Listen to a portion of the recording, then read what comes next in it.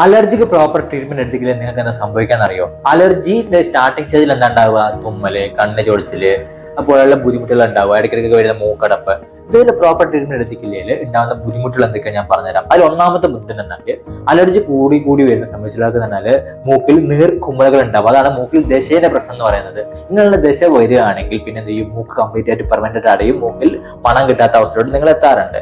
അതേപോലെ തന്നെ രണ്ടാമത് തന്നെ കുട്ടികളിലൊക്കെ തന്നെ അലർജീന്റെ ഭാഗമായിട്ട് ഇടയ്ക്കിടയ്ക്ക് പനി പോലുള്ള പനി കഫക്കെട്ടൊക്കെ വന്നിട്ട് അഡിനോയിഡിന്റെ ബുദ്ധിമുട്ടും അലർജിയിൽ ആൾക്കാർ എത്താറുണ്ട്. ആ കുട്ടികൾ വാ തുറന്ന് വെച്ച് ഉറങ്ങുന്ന അവസ്ഥ, അഡിനോയിഡായിട്ട് ബന്ധപ്പെട്ടിട്ട് ഉള്ള ബുദ്ധിമുട്ടുകൾ വേറെ വൈകി, അതുപോലെ മുഖത്തിന്റെ ഷേപ്പ്, വാ തുറന്ന് ചുറങ്ങുന്ന ഭാഗമായിട്ട് മുഖത്തിന്റെ ഷേപ്പ് മാറുന്ന അവസ്ഥ, പല പല ബുദ്ധിമുട്ടുകൾ കുട്ടികൾ അനുഭവിക്കുന്നുണ്ട്. മൂന്നാമത്തെ കാര്യം എന്ന് വെച്ചിട്ടുണ്ടെങ്കിൽ അലർജിയുള്ള ആൾക്കാർക്ക് വരണ്ട ചുമയിലോട്ട് പോകാറുണ്ട്. ചുമ എന്ന് ഉദ്ദേശിക്കുന്നത് രാത്രിയായാലും പകലായാലും ഇടയ്ക്കിടയ്ക്ക് വിട്ടുമാറാത്ത ചുമച്ചുകൊണ്ടിരിക്കുന്ന അവസ്ഥ, ഒരാളുടെ സംസാരിക്കും വരെ ചുമ സഹിക്കാനാവുന്നില്ല എന്ന് പറയുന്ന അവസ്ഥയിലോട്ട് എത്താറുണ്ട്.